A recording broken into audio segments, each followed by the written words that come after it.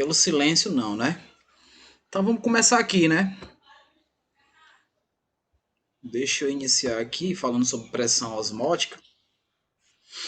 A gente fala de pressão osmótica e a gente lembra de osmose. Eu acredito que você já deve ter visto esse conteúdo, né, de osmose com os professores de biologia. Não sei qual deles, ou Jean ou, o, ou o Rodrigo. Não sei Não qual lembro deles. não, eu não lembro não, professor. Certo, então, de qualquer maneira, a osmose é um dos fatores que a definição é uma reação espontânea, né? Tá? Um movimento espontâneo, vamos dizer assim, de um solvente, né, em função de uma solução concentrada. Então, isso, isso tudo levando em consideração a presença de uma membrana semipermeável. Então, essa membrana semipermeável ela vai facilitar a passagem de um solvente e vai impedir a passagem de soluto. Que nós sabemos que solução é soluto mais solvente, não é verdade?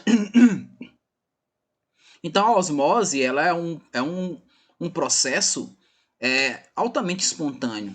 Não temos como modificar essa espontaneidade, a não ser que se utilize uma pressão osmótica. Essa pressão osmótica é uma pressão exercida no sentido contrário à osmose. Tá? Então vai ser no sentido contrário ao processo de osmose que nós vamos iniciar falando sobre isso. Se vocês estão vendo aí esse esse peixes se movimentando, porque está muito relacionado a isso, né? Não sei se vocês já viram essa história de que peixe de água salgada em água doce ele morre afogado.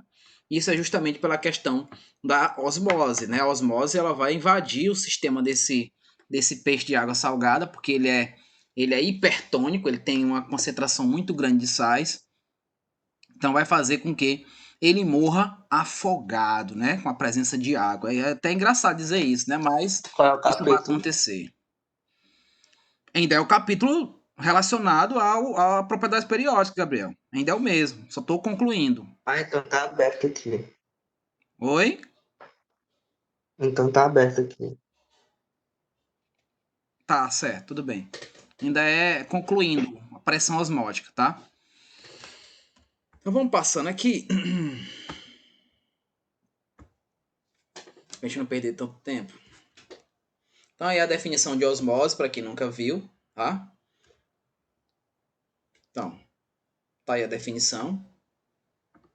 É a passagem espontânea do solvente de uma solução mais diluída para uma mais concentrada, né? Então, através de uma membrana semipermeável. Isso é a definição de osmose. E por questão de formação, a osmose ela vem do grego, né? Que vem de osmo, que significa impulso.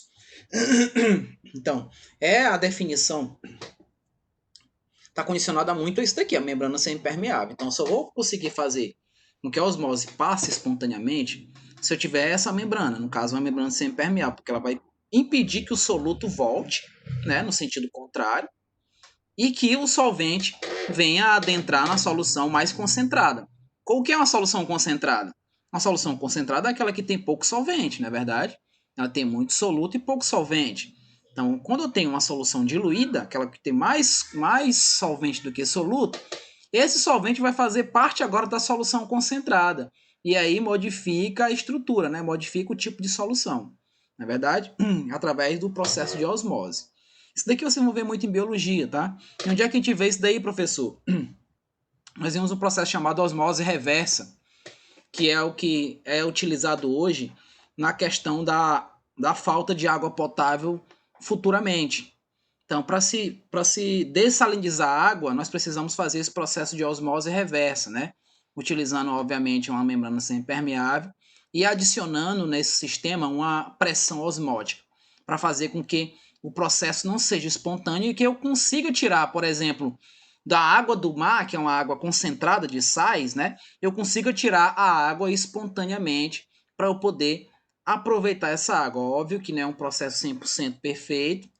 Se algum dia vocês forem viajar, por exemplo, lá para Fernando de Noronha, vocês vão tomar água. A água de lá ela tem um certo gosto, né? Uma água ainda que ainda consegue se sentir a presença aí dos sais, né? A chamada água salobra, né? Então, Até de Parnaíba tem um gosto diferente. Sim, justamente. Você tem águas com gosto, né? A presença de sais ainda que não é 100% retirado nesse processo de osmose reversa. Outra osmose relacionada à reversa que nós vemos muito é quando no processo de hemodiálise, né? O sangue ele está impuro, ele está cheio de solutos, cheio de sais, né? Cheio de impurezas. E aí é feito o processo de retirada desse sangue para poder fazer a purificação. Então, em alguns casos, inicialmente, por ser uma pressão, porque estamos adicionando uma pressão para esse sangue sair, né, de maneira. A Vanessa L. Será que a sala está bloqueada? Eu acho que não, mas eu vou ver aqui se eu bloqueei a sala. Possivelmente não. Mas eu vou olhar aqui. Não, ela está desbloqueada. Sim, voltando aqui à questão da osmose reversa. Então, quando a pessoa vai fazer aquele procedimento lá da hemodiálise, ela passa por essa pressão. Então, em alguns casos, eu posso citar um caso particular, um pai de um grande amigo meu, ele veio a falecer mediante esse processo, né, de hemodiálise. Onde, desculpa, a garganta não tá legal hoje. Vou ficar nesse pigarro aqui todo tempo. Então, no primeiro dia, na primeira hemodiálise que ele foi fazer, porque ele tava com problema nos rins, né? E esse problema de rins é um problema muito, vamos dizer assim, é um problema... Oi, Vanessa. É um problema que está quase que natural, porque nós temos uma tradição de consumir muito sal. Nós, piauienses, nós temos esse mal de consumir sal, pelo menos a maioria. Né? Eu digo por mim também, né? Levando em consideração que eu também gosto de uma coisa bem salgadinha. Mas o excesso de sal... cada qual com seus cada qual, né? Então, o excesso de sal... Saturado, certo. O excesso de sal, ele modifica duas coisas no nosso sistema. Primeiro, a formação de cálculos renais, né? As pedras nos rins. Então, nós que costumeiramente consumimos muitas carnes, né? Nós temos também essa tradição de fazer muito churrasco. Aniversário, churrasco. Dia de finado, churrasco. Alguém morreu, churrasco. Enfim, a gente faz churrasco para tudo. Então, o excesso desses churrascos vai produzindo aí as pedras nos rins, que consequentemente vai modificando a maneira como esses rins vão trabalhar, a maneira como esses rins conseguem fazer a purificação do sangue, que é a principal função deles. Quando eles não conseguem mais fazer essa purificação, aí as pessoas têm que entrar nesse processo doloroso e intenso, que é a hemodiálise. Ok? Ei, professor, Diga. café não dá pedra nos rins, não, né? Café? Sim. Sim, dá sim. Com uma menino? Tô bem saturado. Que história é essa? Café dá. Café saturado. É a quantidade. Café em Então excesso, tô lascado. Pedra nos rins, Iago, é muito comum. Agora mesmo, você já deve ter urinado várias vezes hoje. Deve ter saído algumas pedras na sua urina que a gente não percebe. Professor, aí tiver pedra no rim, não presta nem pra vender. Sim, é verdade. Então deve ter saído algumas pedras que a gente não percebe, que são minúsculas. Não são cálculos minúsculos, mas tem pessoas que o organismo produz muito desses sais. E aí essas pedras muito grandes não são capazes de passar pelo teu canal urinário. Né? Por exemplo, eu quando tive pedra nos rins, a pedra que estava no meu rim, no caso presa no meu canal urinário, ela tinha 0,003 milímetros. Só para você ter ideia da espessura que é o canal urinário. Não é? Então é quase um fio de cabelo. E mesmo assim não estava passando, teve que ser destruída, né? Passei por um processo de cirurgia para fazer isso daí. Enfim, não é algo bom não, cara. A dor da pedra nos rins só é comparada à do parto, né? Segundo alguns cientistas. Então é uma dor insuportável. Poxa. Ok? Então comece a cuidar da natureza de vocês. Tá? Como assim, professor? Como é que eu vou evitar a pedra nos rins? Ora, depois que eu me operei, eu estudei muito, inclusive depois da operação os médicos me disseram, você tem que sempre água. Você tem que sempre estar se hidratando, sempre tem que tomar suco de frutas cítricas pelo menos uma vez na semana, tá? Porque essa predisposição de se formar pedras nos rins, além do nosso mau consumo, também tem a ver com genética, né? Então a genética é muito importante comer líquidos. Comer líquidos. É importante, né? Comer líquidos, esse Iago. E o Vamos lá. café insaturado que eu como. E o meu café insaturado. Aí, Marcos, aí depois a gente conversa sobre isso. Bora falar de conteúdo, tá? Olha, uma perguntinha. Para que a osmose ocorra, a membrana deve ser semipermeável? O que isso significa? Vamos ver. Então, membrana permeável são membranas que deixam diluir ou difundir solvente e soluto ao mesmo tempo. Então, se eu tenho uma membrana permeável, então ao mesmo tempo vai passar o soluto e o solvente, só que de sentidos contrários, né? Porque eu tenho aqui uma solução concentrada em uma diluída, então a diluída vai passar para a concentrada, e a questão dos sais vão do concentrado para o menos concentrado, que é a chamada difusão. Tá? A difusão acontece muito com os peixes. Nos peixes, a quantidade de sais que tem fora, né, que é a solução da água do mar, enfim, ela vai adentrar nos peixes através das brânquias, né, ou dos brânquios, não sei como é que é chamado na biologia, mas é através dos brânquios que vai desenvolver aí a entrada dos sais. Você sabe que, por exemplo, a água do mar tem vários sais, tem um cloreto de sódio, cloreto de potássio, sulfato, enfim. É uma concentração muito grande, que por difusão eles entram no organismo dos peixes. As membranas semipermeáveis, aqui justamente ocorre a osmose no sentido em que apenas o solvente vai passar, né, e vai haver impedimento da difusão do soluto, no caso o contrário, né, no sentido contrário. E nós temos as membranas impermeáveis, onde não vai passar nem soluto e nem solvente, né? Então cada qual fica no seu quadrado. Então ninguém tem um contato direto, porque justamente essa membrana impermeável vai impedir que isso aconteça. Aqui é o processo de osmose propriamente dito, onde você vai ver que eu tenho uma solução A, ó, tá vendo? Ó, tem uma solução aqui que é mais diluída, temos aqui a mais concentrada. Então você vai ver que ela está o maior volume aqui, não é verdade? Então esse daqui, esse A vai passar para o B naturalmente. Esse solvente presente lá na solução A, ela vai passar naturalmente para B. Você vai notar que a B ó, aumentou, ó, né? A B começou a passar a ser diluída e a que era diluída agora está concentrada, né? No caso aí ocorreu o processo de osmose espontâneo, espontaneamente aconteceu. Tudo bem? Quando a gente fala da pressão osmótica, a gente fala desse símbolozinho, é um π, tá? Então, quando eu falo de pressão osmótica, eu falo de π. Quando a gente fala dessa pressão, a gente fala de algumas leis, e as leis de Van der Waals, que nós vamos ver agora. Essa pressão osmótica é a pressão mínima capaz de impedir a osmose. É como se eu estivesse voltando bem aqui para aquele slide, e eu, com o processo de osmose acontecendo aqui, eu colocasse uma pressão aqui, ó, impedindo que ele acontecesse, tá? Isso daí é o que nós chamamos de pressão osmótica.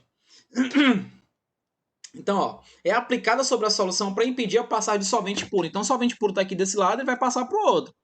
Então, se eu coloco pressão desse lado aqui, eu vou impedir que ele passe, né? Então, eu estou aumentando a pressão aqui, ó, impedindo que esse solvente passe de maneira espontânea, de maneira facilitada, ok? Então, é isso daqui, ó. É o que nós chamamos de pressão mecânica. Eu vou adicionar uma pressão, ó, impedindo que aquela água pura entre aqui na solução. Tá? Isso daí é o processo de osmose reversa. É a pressão osmótica propriamente dita. Então, eu só consigo impedir a osmose através de uma pressão. E essa pressão é conhecida por pressão osmótica, que é justamente a simbologia desse π. A gente vai entender o porquê do π, tá? Então, vamos falar das leis primeiro. Ó. Daqui é o carinha que eu tinha acabado de falar, né? Que é conhecido pelo seu sobrenome aqui, ó, o Van der Hoff. O Van der Hoff, ele predisse duas leis, né? Ele disse o seguinte: comprovou que em soluções diluídas e de solutos não iônicos, pressão osmótica obedece fundamentalmente duas leis. Quando eu estou falando aqui, ó, de solutos não iônicos, eu estou falando de soluções moleculares. O que é isso, professor? É aquela solução que não vai produzir íons. Quais são os íons? Cátions e ânions. Então, se eu não produzo cátion e não produzo ânion, eu vou ter uma solução não iônica ou não eletrolítica. Essa palavra eletrolítica é mais encontrada em questões. Então, quando eu digo que eu tenho aí uma solução eletrolítica, é porque ali tem a presença de íons.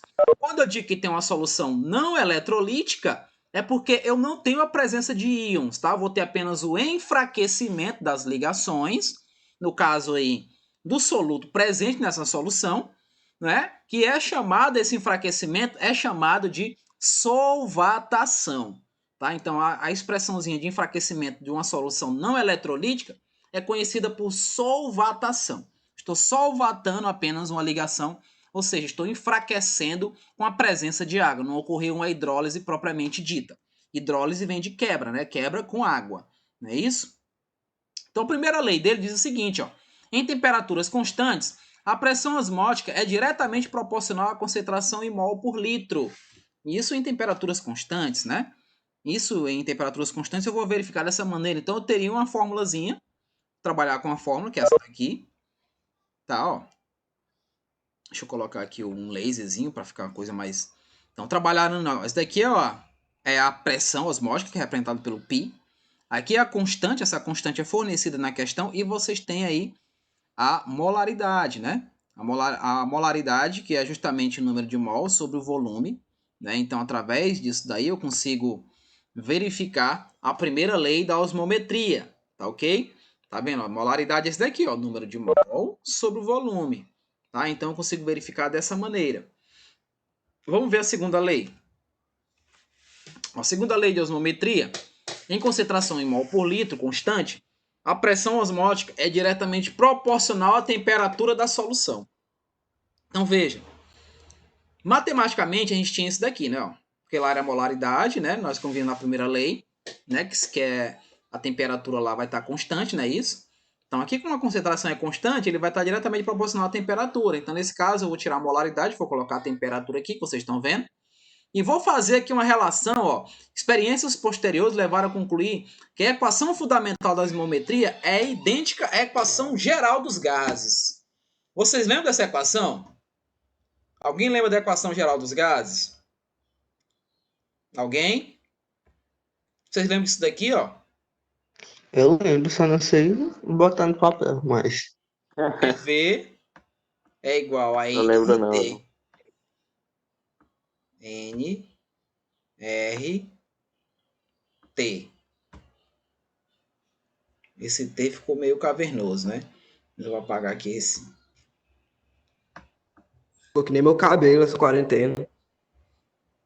Rapaz, eu tô do mesmo jeito aí. Não é falar de cabelo não, que eu tô com meu cabelo desse jeito aqui. O cabeleireiro que eu corto o cabelo tá fazendo muita festa lá e eu tô com medo de ir lá.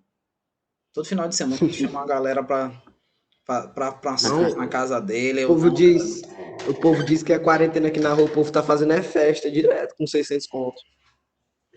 Mas é assim mesmo, cara. O povo brasileiro é o povo mais destrutivo que tem. Se Mas autodestrói. burro. É, Lá nos Estados Unidos já tá acabando o coronavírus. é verdade. E é porque você tá vendo a confusão que tá tendo lá, né? Com a raça negra.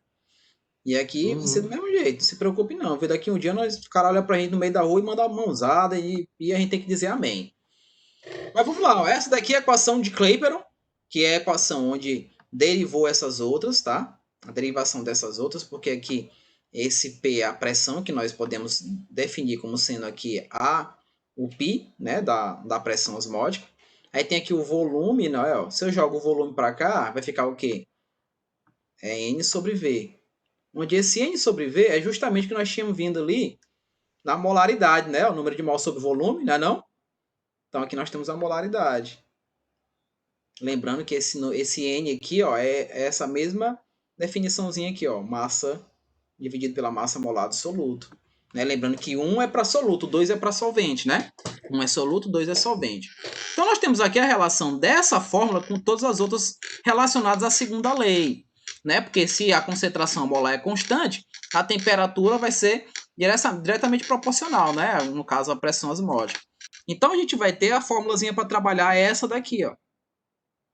Caso você se depare com algum cálculo relacionado à pressão osmótica, você precisa calcular a pressão, então você vai diretamente nessa fórmula aí, tá? Lembrando que era derivada disso aqui, ó, da equação de Clapeyron, que nós vimos na parte de gases, né? Você deve ter visto isso com física, né? Não sei se é com Christian ou se é com Caio, é com um dos dois que fala sobre gases. Eu acho que é com Caio, né, que fala sobre gases com vocês. Aqui são as definições, né, as classificações, o que é esse π é a pressão osmótica, no caso em atm, né, atmosfera. O volume aqui da solução está em litros. Temos aqui a quantidade de matéria, que é justamente o mol. E a constante dos gases, que é esse valor aqui, ó. Ninguém é obrigado a saber esse valor. Esse valor aqui é que nem o Avogadro, né, ó. Ele é fornecido nas questões, se bem que o Avogadro nós conhecemos, que é 6,02 vezes 10 é 23, não é verdade? Mas a equação dos gases, condicionada aí à constante universal desses gases, no caso gases perfeitos, tem esse valor aí de 0,082 atm litro Kelvin mol. Tem gente querendo entrar. Vamos lá, vamos continuar aqui. Ficou entendido essa parte aí da pressão osmótica? Vamos prosseguir, ó. Vamos para a classificação das soluções. Essas soluções, elas podem ser classificadas em soluções hipertônicas, que vem a ser solução hipertônica. Oi, Marcos, diga. Solução Não tem hipertônica. um exemplo, não, fazendo questão. Não tem nenhum exemplo. Lá da Tá pressão? um pouco desesperado. Marcos, não se preocupe com cálculos, porque na prova não vai ter cálculo. Eu não vou botar cálculo, não. Senhora! Eu não vou botar cálculo, não. Vai ser só a parte teórica. Vai ser só teoria. Entendeu? Mas eu preciso falar dessa parte quantitativa. Tá? Mas, por exemplo, se você quisesse calcular, lá naquele exemplo lá do π, π igual Pedro. Esse pessoal tá com dificuldade de entrar. A sala não tá bloqueada. Deixa eu ver aqui, Marcos, se a sala tá bloqueada, só para o pessoal não ficar querendo entrar. Vai lá. É que eu fico mais calmo. Então, ó, π, ó.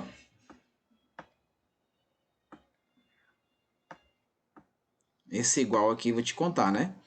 π é igual a molaridade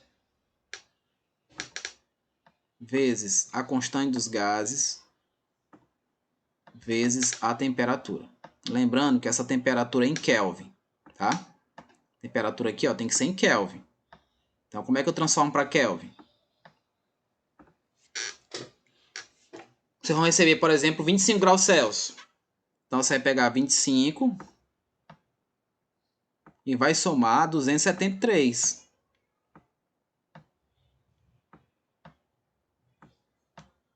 (273). 25 mais 273 vai dar quantos Kelvin aí, Marcos? Será que isso era o que o Rasta responderia? Deixa eu ver. Como é que é? 280 e... 298, não, 298. Não, seria aqui 298 Kelvin. Então, a primeira coisa que você tem que fazer quando você se depara com esse tipo de questão é calcular a temperatura para Kelvin. Vamos dizer que eu queira saber a pressão. Mas que eu tenha fornecido para você na questão uma concentração aqui de 0,1 mol por litro. Vamos dar só exemplo, né? 0,1 mol por litro. E a constante dos gases eu já sei que é de 0,082. 0, Iago, tá quebrar o prato, Iago. Cala a boca, cachorro. É o cachorro aqui querendo comida. Vai quebrar esse prato aí, tu. Então, Marcos, o que a gente faz agora? Faz a multiplicação. Tu multiplica 0,1 vezes 0,082, que é justamente a constante universal dos gases, vezes 298. Aí você vai encontrar a pressão. Então, π vai ser quanto aí, Marcos? 0,1 vezes 0,082 vezes 298. Cadê o Então, simulado? nós vamos ter 2,44 atm de pressão.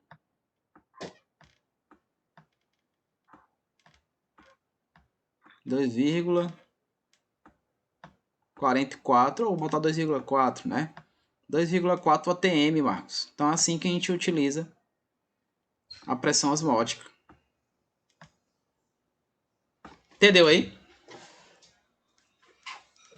Só substituição, substituir na fórmula. Não deu para entender, Então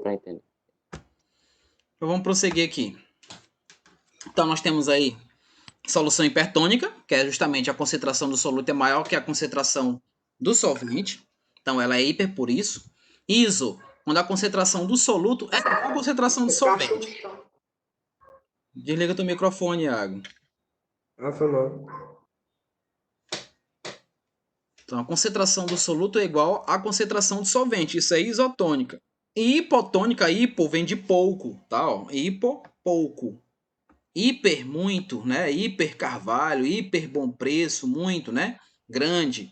E iso, igual, ou mesmo, né? Então, se eu tenho uma solução hipertônica, porque ela tem a concentração do soluto maior que a do solvente. Se eu tenho a solução isotônica, é porque é igual às duas, a concentração do soluto e a do solvente. E a hipotônica é porque eu tenho menos solutos e mais solvente, né? Eu tenho menos soluto e mais solvente. Então, veja, vocês que fazem academia, vocês que são aí da elite piauiense, né, da elite teresinense, vocês vão lá para as academias aí, é Eugênio Fortes, é Ricardo Paraguaçu, é não sei o que, Fit. Vocês lá compram aquele isotônico, né? Isotônico, veja. O isotônico, ele vai igualar a quantidade de sais que você perdeu que estão dentro do sangue, né? Ele lá no isotônico, ele tem substâncias que têm interação direta, né, com o sangue para poder igualar aqueles sais que foram perdidos, né? Então ele iguala isso daí. Então não é ideal você fazer atividades físicas e tomar um hipertônico, né? Se você vai tomar um hipertônico, você vai aumentar mais ainda a concentração de sais no seu sangue e a tendência é você ter um colapso, né? Ou você tem um ataque cardíaco, ou você tem aí propriamente mesmo um infarto, né? Então quem tem mania de tomar, por exemplo, muito Red Bull, muitas dessas coisas, esses aditivos que eu digo daí são aditivos, né? Aí vai criar asa mesmo. Aí vai lá pro céu. Você vai direto, né? Sem escala. Então, muito cuidado com essas informaçõezinhas, ok? Prosseguindo aí, ó. Isso daqui é o que nós chamamos de o que acontece nas células, né? Vai acontecer nas células isso daí, ó. A gente vai, no caso... Nas células, o que acontece com essas soluções, né? Quando eu tenho uma solução hipertônica, eu tenho aqui a membrana plasmática da célula, né? Ó. Eu tenho aqui o exterior da célula e eu tenho aqui o interior da célula. Então, no exterior da célula, quando a solução é hipertônica, né? Ó, você está vendo que esse vermelho é o solvente, tá vendo aqui, ó? Esse vermelho é a água, né? Ó. A questão da água aqui relacionada, né? Então, você está vendo que eles estão quebrando aqui, tá entrando, né? Ó, pro lado externo, não é isso? Ele está perdendo, né? A osmose trabalhando. E nesse caso, quando ela é hipotônica, é sinal de que eu tenho pouco. Ó, aqui é o lado externo, então aqui dentro tem pouco. Então ele vai para o sentido contrário. E esse aqui você está vendo que está equilibrado, que é justamente o isotônico. Então a solução isotônica, eu tenho um equilíbrio entre, no caso nas células, o lado interno e externo dela, né? Nas nossas células vai acontecer isso também. Então lá o meu sangue está com isso daqui, eu vou tomar o isotônico dessa maneira, para poder igualar a quantidade de sais presentes aí. Ok? Deixa eu apagar bem aqui. A única coisa que mudou foi a solução pelo solvente, né? A única coisa que mudou. Sim, justamente. Mas aqui só para Professor, fazer a também questão. dependendo da pessoa, não pode tomar isotônico, não, né? Não, pessoas que têm hipertensão não pode não.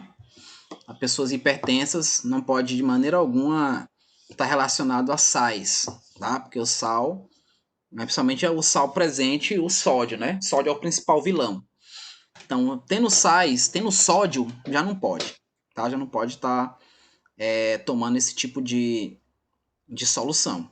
Inclusive, quando alguns precisam tomar soro, né, por alguma desidratação, eles perguntam lá, é hipertenso? Então eles verificam logo, né, com aquela bombinha no braço, né, aquele negócio verificando a pressão arterial.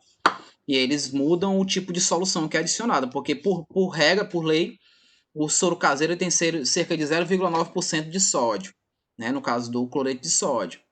Então, ainda é um valor alto para quem é hipertenso, tá? Então tem que procurar outro tipo de soro para a pessoa poder se hidratar novamente. Tá ok? Então aqui a questão do isotônico, ó, em soluções com concentrações diferentes de soluto, haverá um maior fluxo de água de solução hipotônica para a hipertônica. Eu estou pegando aqui, tem pouco com a muito, ó, e elas vão por si só se equilibrando.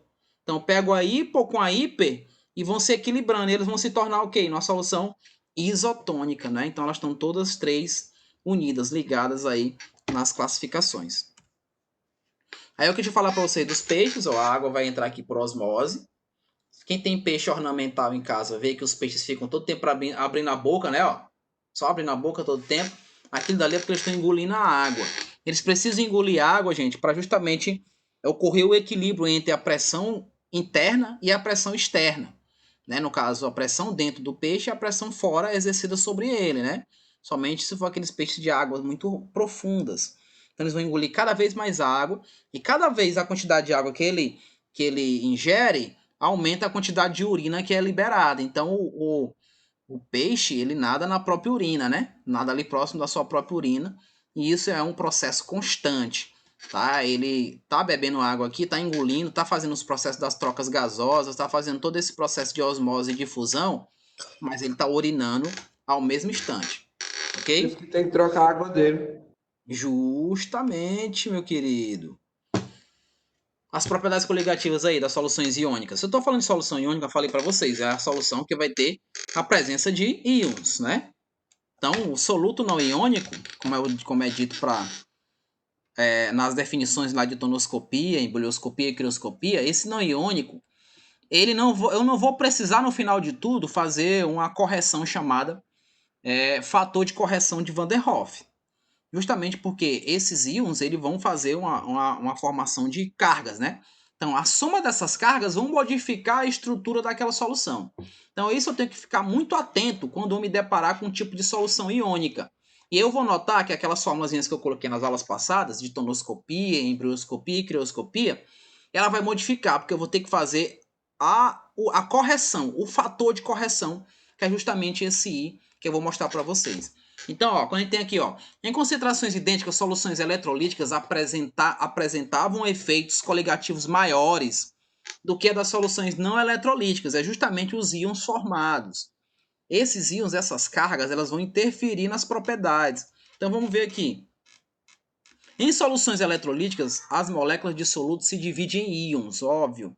Se é eletrolítica, elétron, vem de elétrons, né?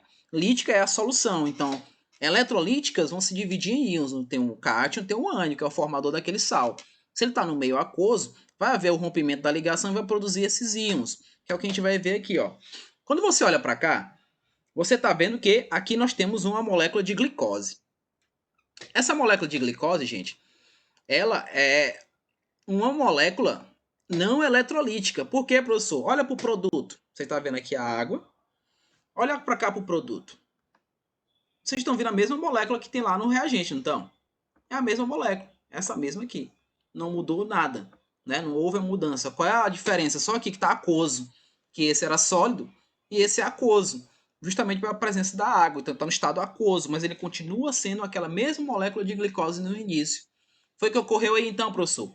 Ocorreu uma diminuição da energia das ligações. É uma solvatação, que eu falei no início da aula.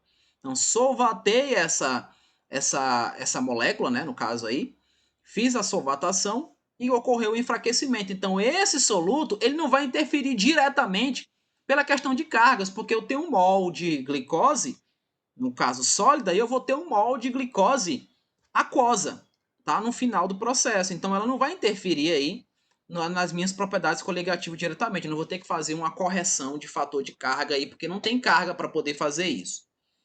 Quando a gente vê aqui, por exemplo, no cloreto de sódio, você está vendo que agora eu tenho aqui a presença de íons, né? Ó. Eu tenho cátion e eu tenho ânion. Aí muda. Aí vai mexer, tá? Porque você vai ver que eu tenho um mol desse sódio, né? Desse cátion, e eu tenho um mol desse ânion. Então vocês vão ver que eu tenho agora 2, né? Ó. Lá no molecular, vocês viram que eu tinha 1 mol de glicose e aqui eu tenho 1 mol da mesma glicose. Então não mudei nada. Aqui eu aumentei, não foi não? Então esse daqui, gente, essa participação dessas cargas é o que nós chamamos de fator. Então um soluto iônico, ele vai alterar de maneira mais, como é que eu digo, progressiva, né? No caso aí, pelas cargas. Então, as cargas presentes formadas pelos íons aí, ó, elas vão modificar essas propriedades e eu preciso corrigir essa modificação feita pela presença dessas cargas, a presença desses íons aí que são formados nas soluções eletrolíticas. Então, essa daqui é uma eletrolítica e essa é uma não eletrolítica. Então, muito cuidado quando vocês precisarem fazer essas classificações da eletrolítica e da não eletrolítica. Tudo bem? Ó, a quantidade total de partículas dissolvidas numa certa quantidade de solvente que determina a intensidade das propriedades coligativas da solução. É justamente isso daqui, ó. Essa carga aqui é que vai mexer com essa propriedade. E aí eu preciso fazer um fator de correção que eu vou mostrar para vocês mais à frente. Se eu olho para cá, para essa outra, ela é eletrolítica ou é não eletrolítica? Essa de baixo aí. Eletrolítica ou não eletrolítica? O que é que vocês me dizem? Ela é? Não. É eletrolítica. Ah, Ela é eletrolítica, porque, ó. Aqui, ó. Íons. Vocês estão vendo íons? Ela Tá não vendo muda. cátion? Cátion tá professor, vendo porque na ânion. primeira não formou o cátion. Não entendi, Marcos. Repete. É porque na primeira não formou nem cátion nem. É porque é molecular. Você não tá vendo nenhum metal aqui, tá? Só tem carbono, hidrogênio e oxigênio. Então os moleculares são não eletrolíticos. Agora, se você começa a ver a presença de um metal, aí você já forma íons. E você só vê isso aonde? Ácidos, bases e sais. Ácidos, bases e sais. Então, se tiver ácido, se tiver base, se tiver sais, são soluções eletrolíticas. Tudo bem? Que horas são? Me digam aí que horas são, pelo amor de Deus. Ixi, Maria, 11h54 já. Já encerrou, 5 né? minutos para acabar esse horário. O horário acaba rápido. É, acabou 11 horas, né? Não, 12 horas, né? É não, Acaba 12 horas. 50. É? 11h50, né? É. Vixe, Maria. Só Só pra encerrar aqui, que ó. eu ligo meu microfone, esse cachorro começa a latir. Fator de Van der Rohe, ó. É o izinho que eu falei pra vocês, tá vendo aqui, ó? Eu tenho uma carga positiva, eu tenho uma carga negativa. Somando as cargas vai dar quanto? 2, né, ó? Tá vendo lá, ó? Vamos ver o outro. Só pra acelerar aqui.